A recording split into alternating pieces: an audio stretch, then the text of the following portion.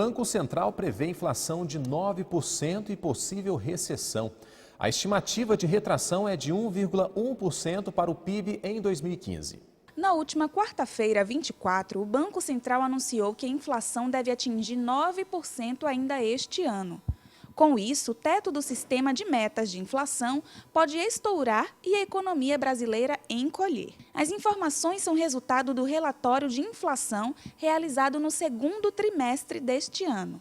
No documento do primeiro trimestre, o Banco Central estimava uma contração de 0,5% na economia de 2015. Para Luiz Pereira da Silva, diretor de Política Econômica do Banco Central, a análise do relatório mostra que a política monetária deve se manter vigilante para assegurar a convergência da inflação à meta de 4,5% ao final do ano de 2016. O documento reconhece a inflação elevada em 2015 e reitera a necessidade de determinação e perseverança no combate à inflação do curto, médio e longos prazos. Após acordo entre partidos, Comissão Especial da Câmara dos Deputados aprova texto que prevê redução da maioridade penal por crimes considerados graves. A Comissão Especial da Câmara dos Deputados, que discute a maioridade penal, aprovou o relatório do deputado Laerte Bessa, do Distrito Federal, que reduz de 18 para 16 anos a idade penal para crimes considerados graves. O relatório original previa redução para todos os casos, mas após acordo entre os partidos, o texto define punição somente aos jovens que cometerem crimes hediondos, como latrocínio e estupro, homicídio doloso, lesão corporal grave, seguida ou não de morte e roubo qualificado. Pelo texto aprovado, jovens entre 16 e 18 anos cumprirão a pena em estabelecimento separado dos maiores de 18 e dos adolescentes menores que 16 anos. Por se tratar de uma proposta de emenda à Constituição, a matéria precisa de ter no mínimo 308 votos para ser aprovada. Se passar, ela terá ainda que ser votada em segundo turno na Câmara e depois em 2 turnos no Senado para chegar a presidente e ser sancionada. Foi aprovada também a responsabilidade dos estados na criação de políticas de atendimento para jovens infratores. Por problemas no gramado e na rede elétrica, a Prefeitura de Taubaté estuda fechar o estádio Joaquinzão para reformas no próximo semestre. Pouco tempo depois de sofrer reformas no gramado, o estádio do Joaquinzão em Taubaté pode ser fechado mais uma vez para melhorias na estrutura. Segundo a diretoria do Esporte Clube Taubaté, o local sofre com problemas na fiação e no novo gramado, implantado em setembro do ano passado. Agora, o time feminino e as categorias de base precisam achar outro campo para jogar. De acordo com a diretoria, assim que outra base seja encontrada para servir de mando de jogo, a reforma deve mudar toda a parte elétrica do estádio, implantar ar-condicionado no vestiário dos jogadores e corrigir problemas com os holofotes do campo. O gramado também deve ganhar um novo sistema de drenagem. Você pratica regularmente alguma atividade física? Se a sua resposta é não, você está entre os 67 milhões de brasileiros que se declaram sedentários. De acordo com a pesquisa realizada pelo Ministério do Esporte, cerca de 45% da população não pratica nenhum exercício físico. Sedentarismo. Esse é um assunto que vamos tratar com o professor de Educação Física, Emerson Barros, que traz mais informações. Olá, Emerson. Seja bem-vindo ao Repórter Setorial. Bem-vindo. Emerson, vamos aqui definir, plenamente. Algumas pessoas têm dificuldade em entender sobre o assunto. O que exatamente é o sedentarismo? O sedentarismo ele pode ser definido como a falta de atividade física suficiente e pode afetar a saúde das pessoas. A falta de atividade física ela não está relacionada à pessoa não praticar esportes. Por exemplo, uma pessoa que tem na sua atividade diária varrer, passar pano, vai para o trabalho caminhando, durante o seu dia, na sua questão profissional, exerce funções que realiza algum esforço físico, ela não pode ser considerada uma pessoa sedentária.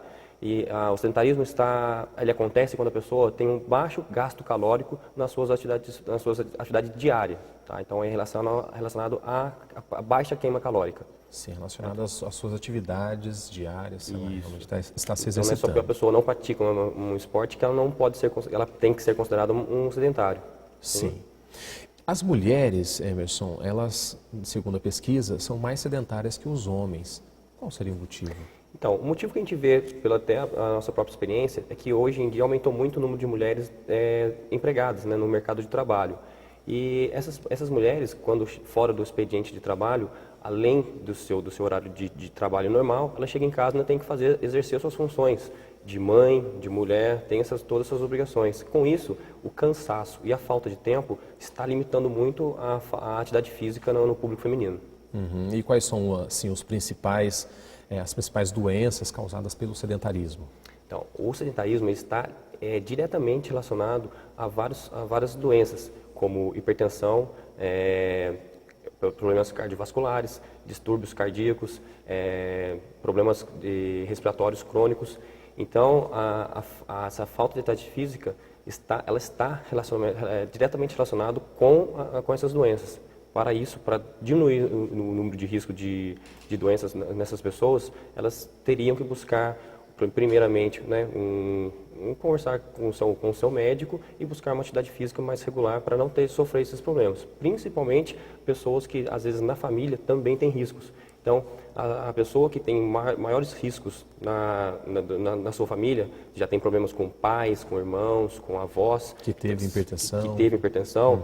E já é um fator de risco. Se a pessoa não pratica atividade física, é um segundo fator de risco. Se ela não tem uma alimentação balanceada, é um terceiro. Então, quanto maior o número de fatores de risco, essa pessoa pode desencadear uma doença. Ok. E muitas pessoas, Emerson, até têm dificuldade de entender um pouquinho sobre essa questão do sedentarismo. Por exemplo, tem muitos homens que praticam atividade física apenas no final de semana, gostam de praticar lá o seu futebol, jogar bola no final de semana, e não tem atividade nenhuma durante a semana. Essas são pessoas sedentárias ou não? Então, isso a gente vê muito hoje em dia, né? E eu mesmo faço parte de um time de futebol, a gente joga no sábado, e eu vejo isso, né, regular. Eles não praticam atividade física durante a semana, não fazem nenhum tipo de atividade de segunda a sexta, chega no sábado, quer jogar o seu futebol. Não, a gente está aqui em busca da atividade física, lógico, mas tem que tomar cuidado. Essa pessoa, ela não pode ser considerada uma pessoa ativa, porque, como eu disse anteriormente, o sedentarismo está ligado à atividade física regular. Se ela não tem uma vida ativa de segunda a sexta, ela não pode ser considerada uma pessoa ativa em relação à sua atividade física.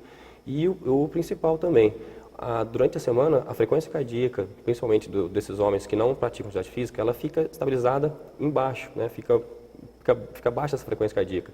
Chega no final de semana, vai jogar o seu futebol, quer dar tudo que tem, né? Eles não vão jogar devagarzinho, fazer um treinamento de aquecimento. Eles chegam, põem a sua chuteira e vão jogar.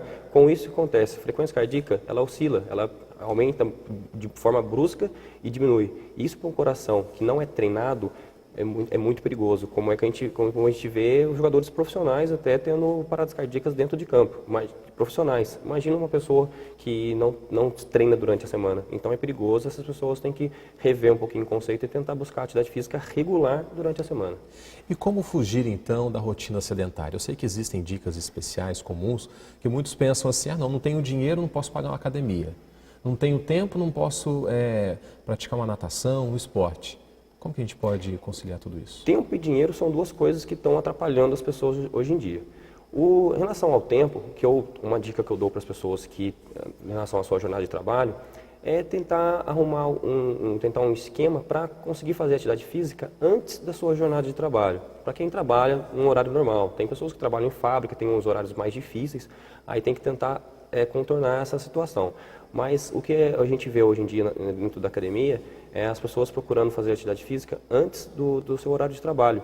Porque além de sair dessa vida sedentária, o seu rendimento no trabalho vai ser muito maior. No começo, as 2, 3 primeiras semanas, a pessoa sente um pouco de dor muscular, de cansaço físico, que é normal para qualquer praticante de atividade física, até um atleta quando fica parado e volta, ele tem essas dores musculares. Mas depois que você estabiliza ali de 2 a 3 semanas, o seu rendimento no trabalho vai ser bem maior.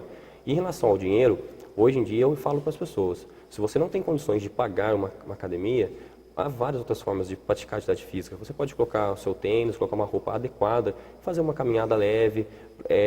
Existem algumas academias espalhadas de bairro, espalhadas pela cidade. Tem um centro esportivo que você pode se matricular de forma gratuita. Então, hoje em dia, a falta de dinheiro não pode ser considerada um obstáculo para o sedentarismo, para sair do sedentarismo. Ou seja, não é desculpa. Não é desculpa. Dinheiro não é desculpa. Ok, Emerson. Conversamos com o Emerson Barros, ele é professor de Educação Física e conversou com a gente sobre os males do sedentarismo. Emerson, muito obrigado pela sua participação aqui com a gente. Obrigado, foi um prazer. Agora você fica sabendo o que é destaque na nossa região com a agenda cultural. Inspirado no universo caipira e nos tempos áureos do circo, o Sesc Taubaté apresenta Dom Convi Proncovô. Personagens contam histórias de vida com música, brincadeiras e muito humor para as crianças. Informações pelo site. Já na cidade de São José dos Campos, acontece o Mão Molenga. A turma do Biribinha utiliza fantoches e cria um melodrama variado e divertido. Entrada franca. O Museu de Antropologia do Vale do Paraíba apresenta a exposição Natureza e Paisagens. A mostra conta com fotografias do artista Roberto Moura, que retratam de uma forma bela e criativa imagens singulares da natureza em meio ao contexto urbano. Entrada gratuita. O paratleta André Rocha, de Taubaté, leva ouro em competição internacional de arremesso de peso. Luiz Maiana traz mais informações. Ele acaba de voltar da Alemanha e trouxe na bagagem 2 medalhas de ouro do Grand Prix de Berlim. Morador da cidade de Taubaté, André Rocha é o grande nome do momento para o paradesporto no Brasil e está aqui com a gente para contar um pouco mais dessa conquista. André, com menos de 2 anos, você já conseguiu vários títulos e agora trouxe essas 2 medalhas. Conta pra gente qual que é o segredo.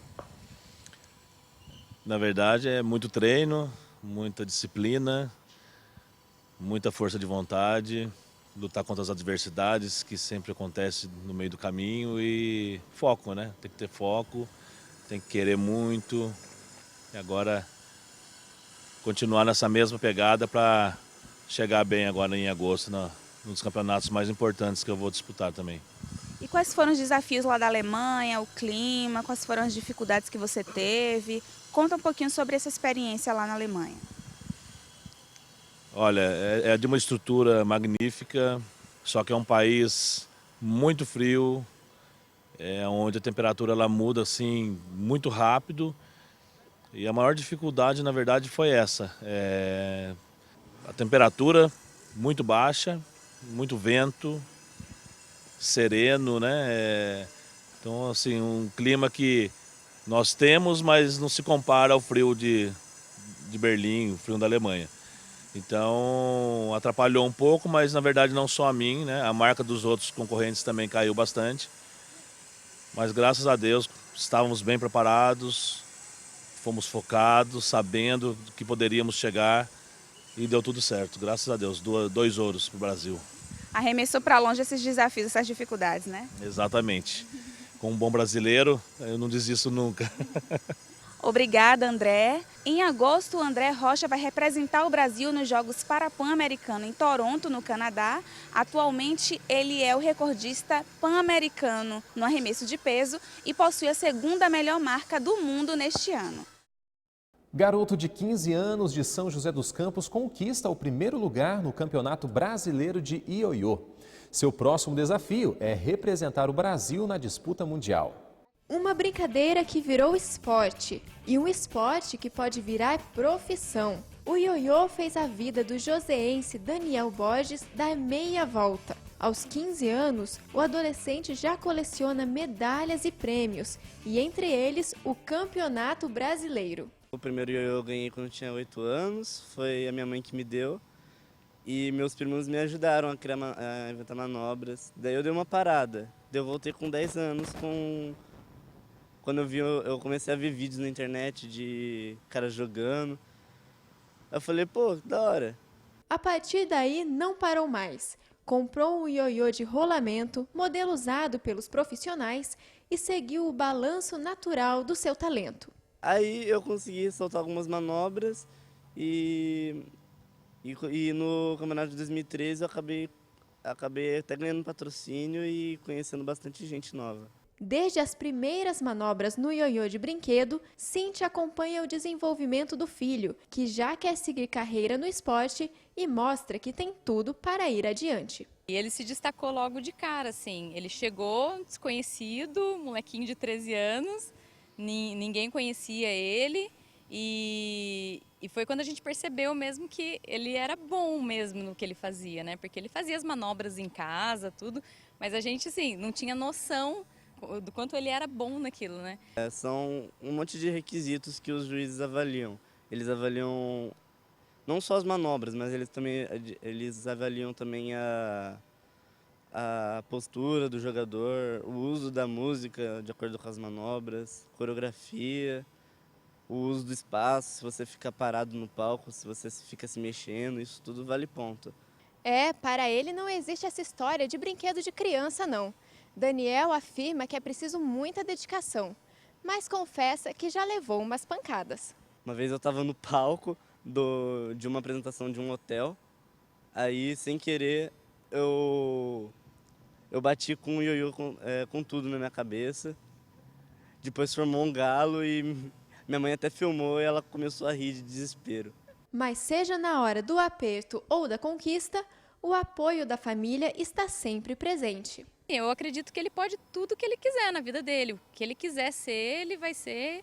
E se ele se dedicar, colocar paixão naquilo, será o melhor, com certeza. Dos dias 10 a 18 de agosto, Daniel vai dar a volta ao mundo e representar o Brasil no Japão durante o Campeonato Mundial. Ele vai tentar trazer mais uma medalha para casa, mas seja qual for o resultado, esse garoto de São José já possui uma família fã de carteirinha, que prevê um futuro brilhante para ele.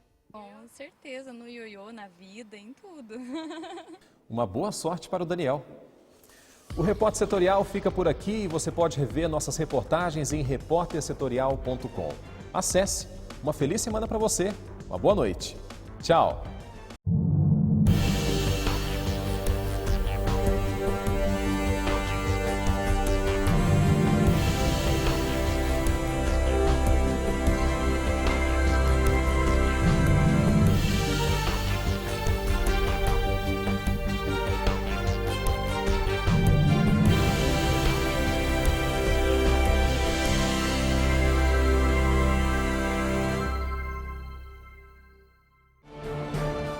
O repórtersetorial.com é o seu novo acesso.